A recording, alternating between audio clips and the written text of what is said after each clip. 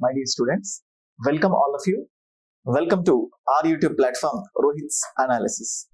Guys, Telangana రాష్ట్ర వ్యాప్తంగా TSPSC aspirants అందరిలో సో ఇవాళ మార్నింగ్ నుంచి 2 గుడ్ న్యూసెస్ సర్క్యులేట్ అవుతున్నాయి. ఒకటి, గ్రూప్ 4 ఎగ్జామ్ రిజల్ట్ అతి త్వరలో రిలీజ్ చేయబోతున్నాము అని. ఎందుకంటే స్టూడెంట్స్ లో ఒక రకమైన అస్పష్టత అనేది జరుగుతూ వింటూ ఉన్నారు. అంటే గ్రూప్ 4 కూడా క్యాన్సిల్ అవుతుందా, దానికి కూడా మళ్ళీ రీ ఎగ్జామ్ పెడతారా, రీషెడ్యూల్ చేస్తారా, ఇటువంటి వాటన్నిటికీ ఒక సొల్యూషన్ లాగా వీలైనంత త్వరగా గ్రూప్ 4 లేకపోతే ఈ వీక్ లోనే ఇస్తాము అన్నట్టు అది విన్నాం. అండ్ అలాగే గ్రూప్ 1, సో గ్రూప్ 1 ఆల్రెడీ అందరూ అప్లై చేసి ఉన్నారు. దానికి అదనంగా సప్లిమెంటరీ నోటిఫికేషన్ కూడా ఇవ్వాల్సి ఉంది. నిన్న మొత్తం ఒక పీడిఎఫ్ సర్క్యులేట్ అయింది టోటల్ గా. అంటే ఎక్కడెక్కడైతే వేకెన్సీస్ ఉన్నాయో వాటన్నిటిని దాని ఇన్ఫర్మేషన్ ఇస్తే వాటన్నిటిని యాడ్ చేసి ఒక సప్లిమెంటరీ నోటిఫికేషన్ ఇస్తామని చెప్పేసి, అంటే ఖచ్చితంగా నోటిఫికేషన్ రాబోతుంది అని చెప్పడానికి ఇవి కొన్ని సూచనలు. సో అలాగే పొద్దు నుంచి మనం డిఫరెంట్ న్యూస్ పేపర్స్ లో మనం చూడొచ్చు. సో ఈ డిఫరెంట్ న్యూస్ పేపర్స్ లో మనం ఇలా చూడొచ్చు. ఇక్కడ గ్రూప్ 1 నోటిఫికేషన్ కసరత్తు ఫిబ్రవరి మొదటి వారంలో వెలువడే ఛాన్స్ అని చెప్పేసి, ఫిబ్రవరి ఫస్ట్ వీక్ కల్లా నోటిఫికేషన్ వస్తుంది అని ఆల్ న్యూస్ పేపర్స్ లో దీని గురించి ఇన్ఫర్మేషన్ రావడం జరిగింది. సో ఇప్పుడు గ్రూప్ 1 కి సంబంధించి, so first of all as we know, group 1 కి సంబంధించి ప్రిలిమ్స్ అండ్ మెయిన్స్ 2 స్టేజెస్ ఉంటాయి. సో ప్రిలిమ్స్ గురించి ప్రత్యేకించి చెప్పాల్సిన అవసరం లేదు. సో అందులో ఉన్న కంటెంట్ గ్రూప్ 2 కానీ 3 కానీ 4 కానీ వీళ్ళ అందరూ ప్రిపేర్ అయ్యే వాళ్ళందరూ so almost all same content prelims ఉంటుంది. కానీ గ్రూప్ 1 లో ప్రతి ఆస్పిరెంట్ కి ఉండే భయం ఏంటంటే మెయిన్స్. సో ఇదే కాదు, ఏ సివిల్ సర్వీసెస్ ఆస్పిరెంట్ ని మనం బేసికల్ గా తీసుకున్నా కానీ ప్రతి సివిల్స్ ఆస్పిరెంట్ లో కూడా ఈ మెయిన్స్ ఆన్సర్ రైటింగ్ ఏదైతే ఉంటుందో, ఈ ఆన్సర్ రైటింగ్ అనేది చాలా చాలా టిపికల్ అండ్ చాలా భయాన్ని సృష్టిస్తుంది. అండ్ 2 డిఫరెన్సెస్ చెప్తాను చూడండి. చాలా వరకు అంటే civil services every year notification వస్తుంది, డిస్క్రిప్టివ్ లో వాళ్ళ ఆన్సర్స్ రాస్తూ ఉంటారు. కానీ ఏ సివిల్ సర్వీసెస్ కోచింగ్ ఇన్స్టిట్యూట్ ఎక్కడైనా కూడా వాళ్ళు ఖచ్చితంగా క్వశ్చన్ ఆన్సర్ టైప్ వాళ్ళు ఇవ్వరు ఎక్కడైనా చూసినా కానీ. కానీ ట్రెండ్ ని మన స్టేట్ లో అంటే స్టేట్ లెవెల్ ఎగ్జామినేషన్స్ లో చూస్తే క్వశ్చన్ ఆన్సర్ చూస్తూ ఉంటాం. సో స్టూడెంట్స్ ఏమనుకుంటారంటే ఈ క్వశ్చన్ ఆన్సర్ ని చదివేసుకొని వెళ్తే అది మీరు అర్థం చేసుకుంటారో లేకపోతే బట్టి కొడతారో whatever it may be, కొంచెం బెనిఫిట్ అవుతుంది అని. కానీ దానికంటే ముందు ఆన్సర్ రైటింగ్ లో మీకంటూ ఒక స్పెషలైజేషన్ కావాలి. మళ్ళీ స్పెషలైజేషన్ కి సపరేట్ గా కోచింగ్ ఇవేం అవసరం లేదు. ఈ ఆన్సర్ రైటింగ్ అంటే ఏంటంటే మీ మైండ్ లో ఉన్న థింగ్స్ ఏవైతే ఉన్నాయో దాన్ని కరెక్ట్ గా రిప్రజెంట్ చేయడం. బట్ ఈ answer writing is not an over night process. మీకు ఆల్రెడీ ఇంతకు ముందే మెయిన్స్ ఆన్సర్ రైటింగ్ ఒక గైడెన్స్ సిరీస్ స్టార్ట్ చేస్తాను అని మీకు చెప్పడం జరిగింది. ఆల్రెడీ ఒక వీడియో చేశాను, మీరు ఒకసారి ఆ వీడియో మళ్ళీ చూడొచ్చు. సో ఆన్సర్ రైటింగ్ కి సంబంధించి ఎప్పటికప్పుడు వీడియోస్ చేస్తూ ఉంటానని మీకు చెప్పాను. సో ఇప్పుడు ఆన్సర్ రైటింగ్ కి సంబంధించి ఇంకొన్ని ఇంపార్టెంట్ ఇన్పుట్స్ మీకు ఇవ్వాలి అని చెప్పేసి ఈ వీడియో చేయడం జరిగింది. So first of all guys, as I told you, ప్రతి ఒక్కరు ఆన్సర్ రాసేటప్పుడు వర్డ్ లిమిట్, అంటే ఇప్పటికీ కూడా చాలా మంది ఒక జూనియర్ ఒక సీనియర్ దగ్గరికి వెళ్ళాడు అనుకోండి, లేకపోతే ఒక ఆస్పిరెంట్ ఒక ర్యాంకర్ దగ్గరికి వెళ్ళిపోతే, సార్ ఈ గ్రూప్ 1 కి వర్డ్ లిమిట్ ఉంటుంది కదా, ఈ వర్డ్ లిమిట్ ని ఎలా మేనేజ్ చేసుకోవాలి అని చెప్పి మీరు క్వశ్చన్స్ అడుగుతూ ఉంటారు. I'm telling again, initial stages లో మీరు వర్డ్ లిమిట్ గురించి ఆలోచించాల్సిన అవసరం లేదు. అండ్ నెక్స్ట్ టైం లిమిట్, అంటే ఇంత టైంలో థింక్ చేసి ఇంత టైంలో కంటెంట్ మొత్తాన్ని రిట్రీవ్ చేసుకొని రాయాలి అంటారు. ఇనిషియల్ స్టేజెస్ లో ఈ టైం లిమిట్ గురించి ఆలోచించాల్సిన పని లేదు. So the only thing is that content డెలివరీతో పాటు ఆన్సర్ రైటింగ్ ప్రాక్టీస్ అనేది ముఖ్యం. సో ప్రాక్టీస్ అంటే ఫస్ట్ నుంచే ప్రతి కంటెంట్ నేర్చుకొని కంటెంట్ కి సంబంధించి రాయాల్సిన అవసరం కాకుండా, సో ప్రాక్టికల్ గా మీకు ఏం చెప్తున్నానంటే, జస్ట్ మన చెయ్యి అంటే మనకు హ్యాబిచ్యుయేషన్ కావాలి, అదొక అలవాటు కావాలి. ఇలాగ ఆన్సర్స్ రాయడం అనేది అలవాటు కావాలంటే అంటే ఈ ఆన్సర్ రైటింగ్ చాలా మంది ఆగిపోవడం ఏంటంటే, ఫస్ట్ కంటెంట్ బిల్డ్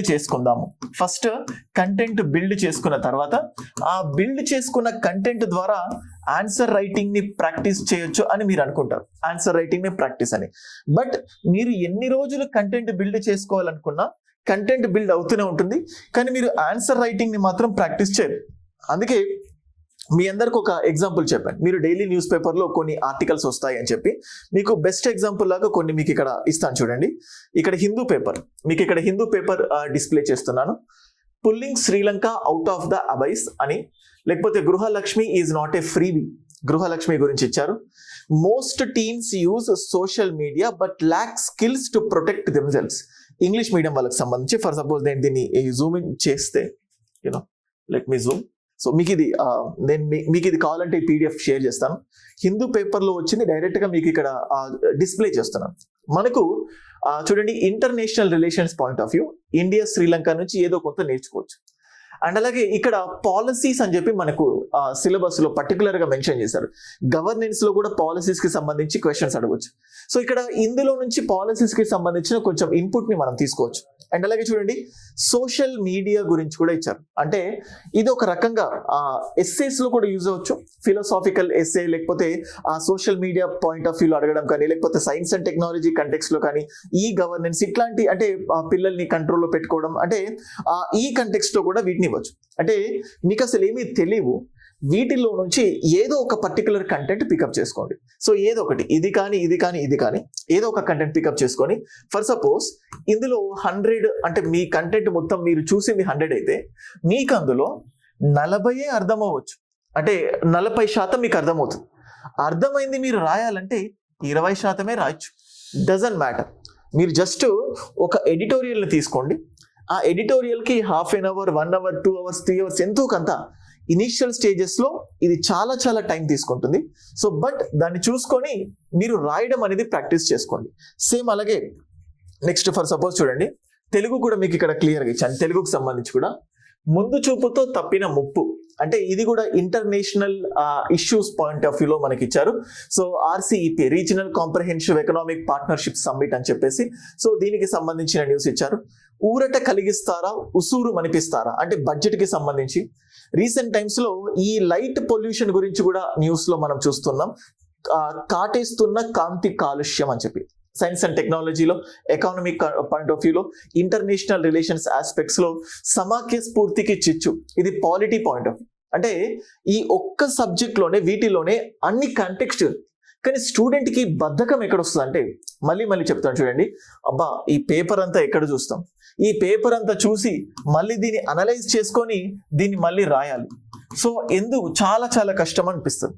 కానీ చెప్తున్నాను చూడండి, ప్రతి ర్యాంక్స్ లో రీసెంట్ గా తెలంగాణలో అయితే చాలా రోజులైంది గ్రూప్ 1 నోటిఫికేషన్ రిలీజ్ అయ్యి రిజల్ట్ ఇవ్వడం. రీసెంట్ గా ఆంధ్రప్రదేశ్ లో రిజల్ట్స్ చూసినట్లయితే ప్రతి టాప్ 10 లో 80% సివిల్స్ ఆస్పిరెంట్స్. మేము సివిల్స్ కి ప్రిపేర్ అయ్యాం. సో పనిలో పని గ్రూప్ 1 కూడా అటెంప్ట్ చేసాం, గ్రూప్ 1 క్రాక్ చేసాం. అంటే దెర్ ఇస్ అ కోఇన్సిడెన్స్. అంటే మీరు చూడండి, అంటే అక్కడ ర్యాంకులు వచ్చాయంటే ఇట్ షోస్ దట్ అంటే చదివే మైండ్ సెట్ అనేది మార్చాలి. అంటే ఒక పర్టికులర్ క్వశ్చన్ కి ఒక కంటెంట్ గ్యాదర్ చేసుకొని దాన్నే చదవాలి అనే కోణంలో కాకుండా, కంటెంట్ ఏదైనా మీకు తెలియని క్వశ్చన్ ఇచ్చినా కానీ రాసే విధంగా మీరు డెవలప్ కావాలి. సో అందుకోసం మీకు ఇక్కడ క్లియర్గా ఇచ్చాను. మీకు ఒకవేళ ఇంగ్లీష్ టిపికల్ అనిపిస్తే ఈ తెలుగు పేపర్ చూసి మీకు అర్థమైపోతే దాన్ని మీరు ఇంగ్లీష్లో రాయడానికి ప్రయత్నించండి. So this is the way. ఇలా ఆన్సర్ రైటింగ్ స్కిల్స్ అనేవి మెల్లిమెల్లిగా డెవలప్ అవుతాయి. చిన్నప్పుడు ఎస్సే రైటింగ్ కాంపిటీషన్ అని పెట్టి ఉంటారు. మీలో చాలా మంది ఎస్సేస్ రాసి ఉంటారు. ఎప్పుడైనా మీ టీచర్లు ఇదిగో ఇలానే ఇది అని చెప్పి ఉంటారా? సో మీ ఓన్ నాలెడ్జ్తో, మీ ఓన్ ఇంటెన్షన్తో వెళ్ళి రాశారు. ఇక్కడ కూడా సంథింగ్ లైక్ దట్. కానీ ప్రతి ఆన్సర్కి ఒక సిస్టమాటిక్ స్ట్రక్చర్ అనేది ఉంటుంది. Introduction, body, conclusion. కానీ ఆ సిస్టమాటిక్ స్ట్రక్చర్ గురించి మీరు 0 లెవెల్లో ఉన్నప్పుడు ఆలోచించకూడదు. సో ఫస్ట్ మీ చేతికి రాయడం అలవాటు కావాలి. ఇది మీరు అంతటా ఎక్కడైనా చెప్తున్నారో లేదో నాకు తెలియదు, మీరు గ్రహించారో లేదో తెలియదు. సో కానీ ఒక స్టూడెంట్ గ్రూప్ 1కి వచ్చినప్పుడు ప్రతి ఒక 90% స్టూడెంట్స్లో నేను వినేది ఏంటంటే, సార్ నాకు ఆన్సర్ రైటింగ్ అంటే భయం వేస్తుంది. సో ఎలా? సో అంటే ఫీడ్బ్యాక్. మళ్ళీ ఇవాల్యుయేషన్ గురించి కూడా ఇదే వేదిక మీదుగా నేను మీకు చెప్తున్నాను. ఇవాల్యుయేషన్కి సంబంధించి నేనే పర్టికులర్గా టెలిగ్రామ్ ఛానల్ని స్టార్ట్ చేస్తున్నాను. చూడండి, మా టైంలో ఏమైపోయిందంటే, ఒక student set of students groups ఉండేవి. ఒక ఆన్సర్ రాసేవాడిని, ఒక క్వశ్చన్కి ఒక ఆన్సర్ రాసేవాడిని. దీన్ని ఎవరో తోచినట్టు వాళ్ళు దానికి రెస్పాన్స్ అనేది ఇస్తారు. ఫర్ సపోజ్ మీరే చూడండి, మీరు మీ ఫ్రెండ్ ఒకే లెవెల్లో ఉన్నారు. ఇప్పుడు ఒకే లెవెల్ ఉన్న మీ ఫ్రెండ్ మీ దగ్గరకు వచ్చి ఒక సలహా అడుగుతుంటే ఆటోమేటికల్గా మీ స్థాయి పెరుగుద్ది. అరే ఇతను నాకు అడిగాడు కదా, ఇతనికి ఏదో ఒకటి చెప్పాలి కదా, అంటే మీలో ఒక పెద్దరికం అనేది డెవలప్ అవుతుంది. ఎగ్జాక్ట్గా ఇప్పుడు మీరు ఈ టెలిగ్రామ్ ఛానల్ పర్పస్ ఏంటంటే, ఈ టెలిగ్రామ్ ఛానల్లో నేనే వీలైనంత వరకు డైలీ ఒక క్వశ్చన్ ని పోస్ట్ చేస్తాను. వీలైతే మోడల్ ఆన్సర్ ని కూడా ఆ క్వశ్చన్ కి పోస్ట్ చేస్తాను. ఒక క్వశ్చన్, ఒక మోడల్ ఆన్సర్ ఇది పెడతాను. సో ఇప్పుడు ఈ క్వశ్చన్ అంటే మోడల్ ఆన్సర్ కూడా by the end of the day పెడతాను, ఎందుకంటే మళ్ళీ ఆ మోడల్ ఆన్సర్ చూసి మీరు కాపీ చేస్తూ ఉంటారు. సో ఈ క్వశ్చన్ మీరు ఆన్సర్ రాయండి, రాసిన ఒకళ్ళు ఇంకొకరికి ఇవాల్యుయేట్ చేయండి. అంటే ఈయనేంటి ఇది చెప్తున్నాడు ఏంటి, కామన్ ఆస్పిరెంట్స్ ఎలా ఇవాల్యుయేట్ చేస్తారని. ఇలానే పెరుగుతుందండి. అంటే ఎక్కడ కూడా ఫిక్స్డ్గా అంటే ఇలానే ఆన్సర్స్ రాయాలి అని ఎక్కడ ఉండదు. ఇప్పుడు మీరు అవతల వాళ్ళని జనరల్గా మనం చూడండి, మన దగ్గర మనం ఎప్పుడు లోపాలని వెతుక్కోము, పక్కనోడి విషయంలో మాత్రం లోపాలను వెతుక్కోవడానికి చాలా ఫాస్ట్గా ఉంటాం. So it's a human tendency. ఇప్పుడు మీ ఆన్సర్లో మీకు లోపాలు కనిపించవు, కానీ పక్కన వాడిది ఇవాల్యుయేట్ చేస్తున్నప్పుడు వాడి ఆన్సర్లో మీకు లోపాలు కనిపిస్తాయి. అప్పుడు తెలియకుండా మీకు మీరే గ్రేట్ అయిపోతారు. ఈ లోపాలు మీరు రాయరు. నేను మళ్ళీ ఇది ఎందుకు నేను చెప్తున్నానంటే, నేను ఒక 5 మెయిన్స్ రాశాను, 2 times ఇంటర్వ్యూకి వెళ్ళాను. ఈ చేసే క్రమంలో చాలాసార్లు విజన్ కానీ, వాజీరామ్ అని, రావు జయేస్ అని ఒక పేపర్ కింద అని మనీ ఇచ్చేవాళ్ళు. అది ఇవాల్యుయేట్ చేసిన తర్వాత చేస్తున్న కొద్ది నాలో మెచ్యూరిటీ పెరిగింది. అంత మెచ్యూర్ అంటే ఒక ఎగ్జామినర్ మైండ్ సెట్ మీకు వచ్చేస్తుంది. సో అందుకోసం నేను టెలిగ్రామ్ ఛానల్ని క్రియేట్ చేస్తున్నాను. ఇది కూడా Rohit's analysis mains guidance programme, MGP అని ఉంటుంది, mains guidance programme, Rohit's analysis mains guidance programme chat group అని ఉంటుంది. సో దాన్ని ఈ వీడియో యొక్క లింక్ కింద డిస్క్రిప్షన్ లో ఇస్తాను. అండ్ అలాగే ఈ TSPSC Group 1కి సంబంధించి కూడా ఫస్ట్ ప్రిలిమినరీ ప్లస్ మెయిన్స్ ఉంటుందని చెప్పాను కదా, ఈ ప్రిలిమినరీకి సంబంధించిన కోర్స్ కూడా ఉంది. సో తర్వాత ఫ్యూచర్లో మెయిన్స్ కూడా క్వశ్చన్ ఆన్సర్ టైప్ మెయిన్స్ కూడా కోర్సు లాంచ్ చేస్తాను. ఈ ప్రిలిమినరీ కోర్స్ ఎలా ఉంటుందంటే, ఈ ప్రిలిమినరీ Group 1 కోర్స్ ఎవరైతే తీసుకుంటున్నారో వీళ్ళకు Group 2 కూడా ఫ్రీగా ఇచ్చేస్తాం. ఎవరైతే Group 1 కోర్సు మీరు సబ్స్క్రైబ్ చేసుకుంటారో ఆటోమేటికల్గా మీకు Group 2 కోర్స్ కూడా ఫ్రీ వస్తుంది. ఎందుకంటే సతమతం అవుతున్నారు, అంటే సిలబస్ కొంచెం అటు ఇటుగా ఇచ్చినా కానీ దాన్ని క్లాసిఫై చేసి చదివే స్టేజ్లో మీరు లేరు. ఇంకా చాలా మంది బిగినర్స్ ఉన్నారు, అంటే వాళ్ళకి ఇంకా కన్ఫ్యూజ్ అవుతుంది. ఎక్స్పీరియన్స్డ్ స్టూడెంట్స్కి అయితే తెలుస్తుంది. సో అందుకోసం ఇందులో ఇప్పటి వరకు Group 2 Telugu medium, English medium వేదిక నేను క్రియేట్ చేశాను. మళ్ళీ Group 1 ఇంగ్లీష్ మీడియం, మళ్ళీ Group 1 Telugu medium 2 separate courses create చేస్తాను. Group 1 తీసుకున్న వాళ్ళకు ఆటోమేటికల్గా Group 2 ఫ్రీ ఉంటుంది. సో ఈ చూసుకుంటే మీకు 1, 2, 3 ఈ 3 మీకు ఆప్షన్లోకి వచ్చేస్తుంది. మీకు ఏం వరీస్ ఉండవు. తర్వాత మెయిన్స్ కి సంబంధించి మళ్ళీ సపరేట్ కోర్స్ ఇస్తాను. అయితే మీకు ప్రిలిమ్స్ కోర్స్ ఇస్తూనే మీతో మెయిన్స్ ఆన్సర్ రైటింగ్ ప్రాక్టీస్ అనేది నేను చేయిస్తున్నాను. సో మనకు మెయిన్స్ కి కావాల్సింది ఆన్సర్ రైటింగ్.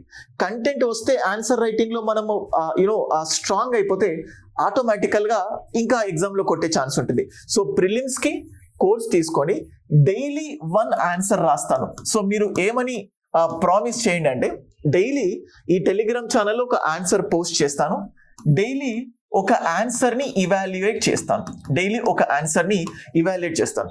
ప్రతి ఒక్క టెక్నిక్ అంటే మళ్ళీ చెప్తున్నాను, కొన్నిసార్లు విమర్శనాత్మకంగా రాయమంటారు, అంటే ఎగ్జామినర్ మైండ్ సెట్ ఎలా ఉంటుంది, ఆన్సర్ నీట్గా ఉండాలన్నా, సో కొట్టేయచ్చు, ఇటువంటి కామన్ డౌట్స్ ప్రతి ఒక్కటి ఉంటుంది. అలాగే అందుకోసమే మీకు మెయిన్స్ గైడెన్స్ సిరీస్ అని చెప్పి వీడియోస్ చేస్తూ ఉంటాను. ఇది మెయిన్స్ గైడెన్స్ సిరీస్ లో భాగంగా వస్తున్న సెకండ్ వీడియో. సో ఈ సెకండ్ వీడియోలో నేను చెప్తుంది ఏంటంటే, ఇంతకు ముందు చెప్పినట్టు మనకిచ్చిన టైంలో మనం ఆలోచించాలి, ఆలోచనల్ని మళ్ళీ మనం ఆచరణలో పెట్టాలి. ఇవన్నీ చేయాలంటే మనకి ఇంటెన్స్ ప్రాక్టీస్ కావాలి. మనకి ఇప్పుడు చూడండి 2 kinds of directors, Puri Jagannadh తీసుకోండి, త్రివిక్రమ్ తీసుకోండి. సక్సెస్ ఆర్ ఫెయిల్యూర్స్ పక్కన పెట్టినా కొంతమంది డైరెక్ట్ గా వెళ్ళి షూటింగ్ చేస్తూ ఉంటారు, అంటే స్క్రిప్ట్ రాస్తారు. అంటే స్క్రిప్ట్ రాసే క్రమంలో ఏ క్యారెక్టర్ ఎప్పుడు వస్తుంది అనేది నీట్గా స్క్రిప్ట్ రాస్తూ ఉంటే కన్ఫ్యూజన్స్ ఉండవు. అంటే ఒక డైరెక్టర్ ఒక స్క్రిప్ట్ని ఎలాగైతే రాస్తాడో సినిమా తీసే ముందు, ఒక స్టూడెంట్ ఆన్సర్ రాసే ముందు తను అంత మంచిగా ఏదైతే చెప్పాలనుకుంటున్నాడో అది క్లియర్గా స్క్రిప్ట్ అంటే ఆన్సర్స్ రూపంలో రాయాలి. మీరు అప్పుడప్పుడు కొన్ని సినిమాలు చూస్తున్నప్పుడు ఫీడ్బ్యాక్ వింటుంటారు, డైరెక్టర్ అనుకున్నది సినిమాలో చూపించలేకపోయాడు అనుకుంటారు. అలాగే మీ మనసులో ఒక క్వశ్చన్కి వందలాది థాట్స్ వస్తాయి. ఇవన్నీ థాట్స్ని మీరు పేపర్లో పెట్టాలి. అంటే నీ నాలెడ్జ్ నీ దగ్గర పెట్టుకుంటే ఎవరికి పనికిరాదు. నీ నాలెడ్జ్ ఎంత ఉందో నీ ఆన్సర్ చూపిస్తుంది. అంటే నీకున్న థింగ్స్ అంతా కూడా ఈ ఆన్సర్లో నువ్వు రీప్రొడ్యూస్ చేయాలి. రీప్రొడ్యూస్ చేయాలంటే రాసే టెక్నిక్ నువ్వు డెవలప్ కావాలి.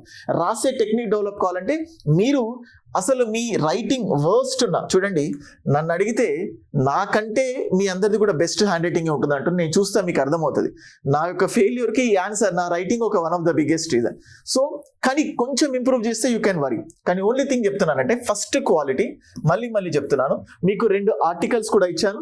వీలైనంత వరకు టెలిగ్రామే ఎందుకు చూస్ చేశానంటే వాట్సాప్లో అవసరమైన దానికంటే అన్నెసెసరీ స్టఫే ఎక్కువైపోతుంది. టెలిగ్రామ్లో ప్రైవసీ ప్రొటెక్ట్ అవుతుంది. అమ్మాయిలకి అబ్బాయిలు మెసేజ్లు పెట్టుకోరు, కంటెంట్ కి మాత్రమే స్టిక్ అవుతారు, సీరియస్ స్టూడెంట్స్ మాత్రమే వస్తారు. అందుకోసమే దీన్ని క్రియేట్ చేశాను. సో ఇప్పుడు నేను చెప్తుంది ఏంటంటే తెలుగు కానీ ఇంగ్లీష్ కానీ డైలీ 1 ఆన్సర్. ఎందుకంటే నేను ఇంగ్లీష్లో 100% నేను మీకు నా సర్వీసెస్ ఇవ్వగలుగుతాను. తెలుగు అంటే పాలిటీలో ఇవ్వగలుగుతాను, మిగతావి ఎలా ఫీడ్బ్యాక్ ఇస్తానో నాకు అంటే నాట్ షూర్. ఉన్న పనులు కూడా చాలా ఎక్కువ ఉంటాయి. అందుకోసం ర్యాండమ్గా నేను ఇవాల్యుయేట్ చేస్తాను.